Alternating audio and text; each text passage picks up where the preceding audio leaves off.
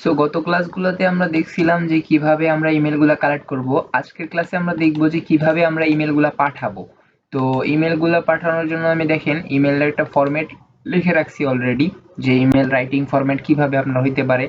আপনি যে স্কিলের উপর ডেভেলপড হয়ে আছেন সেই স্কিলের নামটা দিবেন application for the digital marketer job অথবা এসইও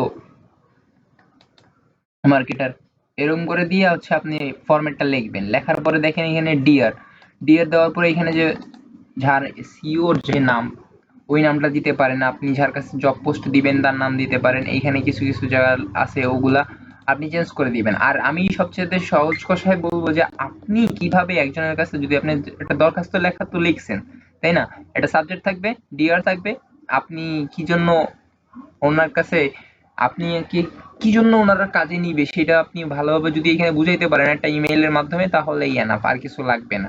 ঠিক আছে। আরো ইমেল ক্যাম্পেইনিং করা যায়। ইমেল ক্যাম্পেইনিং করলে মনে করেন আপনার সুবিধা হয়, অনেক প্রফেশনাল হয়। আর এখন ফ্রিতে কোনো জায়গাতে করা যাচ্ছে না, তাই আমি জাস্ট এমনি টেক্সট ইমেল কিভাবে করবেন ওইটা দেখাই দিতেছি। দেখেন, ফার্স্ট এই যে আমরা ইমেল কিছু কালেক্ট করে রাখছি অলরেডি, ওগুলোতে যাব।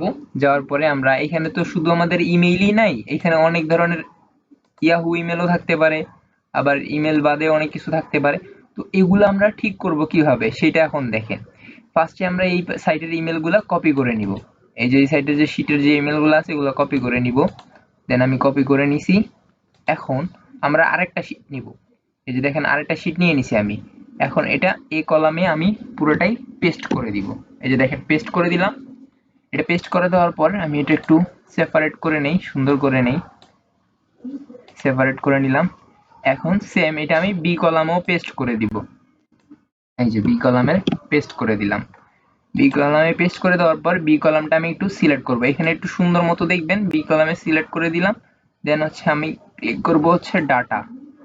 তারপরে দেখেন এই যে স্প্লিট টেক্সট টু কলামস এইখানে আছে, এটাতে চাপ দিয়ে দিব। চাপ দেওয়ার পর আমাদের শুধু দরকার @gmail.com, তাই তো। আমরা এখানে লিখবো, দেখেন এইখানে এইখানে স্পেস, এইখানে যেটা আছে আমরা নিচে এসে কাস্টমটা সিলেক্ট করে দিব, সেপারেট কাস্টম, মানে এখানে আমরা লিখে দিব। ঠিক আছে। এখানে অলরেডি যেটা অ্যাড করা থাকবে এখানে আমরা জাস্ট @টা দিব। দেখেন দেওয়ার সাথে সাথে আমাদের কিন্তু এগুলো দুই ভাগ হয়ে গেছে। ঠিক আছে। দিয়ে আমরা এন্টার করে দিব, আমাদের কাজ শেষ। এখন আমরা বি কলামটা ডিলিট করে দিব। এই যে কলাম ডিলিট করে দিলাম। এখন এইটা এইখান থেকে আমরা একটু সেপারেট করে নিই, দাঁড়ান। এখন আমাদের এইখান থেকে যেগুলো gmail.com নাই ওগুলো আমরা আস্তে আস্তে করে ডিলিট করে দিব। এই যে যেমন এইটা নাই, সিম্পল আমরা ডিলিট করে দিলাম। এই যে এখান থেকে আমরা ডিলিট অপশনে চাপ দিব, এখান থেকে এই যে ডিলিট, সরি আমার ফোনে কল আসছিল, এখান থেকে ডিলিট করে দিলাম। দেন 6 নাম্বারটাও আমরা ডিলিট করে দিব। এই যে আমাদের ডিলিট হয়ে গেছে। এখন এখানে আরেকটা আছে এই যে 9 নাম্বারে, এটা আমরা সেম ডিলিট করে দিব এখান থেকে। ডিলিট হয়ে গেছে। এখন এখানে আমাদের শুধু gmail.com গুলাই আছে।